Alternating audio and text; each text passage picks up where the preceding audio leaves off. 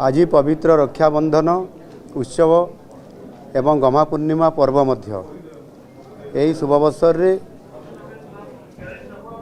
समस्त भौणी माननकु मो तरफ शुभेच्छा एवं अभिनंदन जनाऊँगी एवं समानंकु सुरक्षा केमिति मिलिबो सेतिपाई मध्य आज मु ए पवित्र रक्षाबंधन उत्सव रे प्रतिश्रुति दौची समाने समस्ते भलरे रहिबे सुखरे रहिबे सुरक्षारे रहिबे आ समस्त ओडिशार भौणी मानकु सेतिपाई मध्य मु सुभद्रा योजना रे समानंकर सुरक्षा एवं समानंकर उन्नति पाई मध्य योजना करिछि समानंकर उत्तरोत्तर कामना करूछि।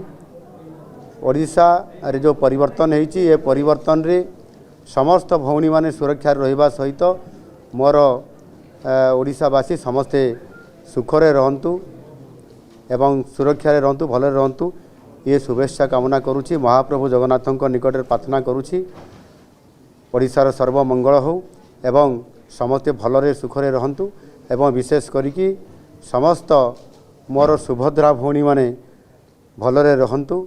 बहुत बहुत धन्यवाद।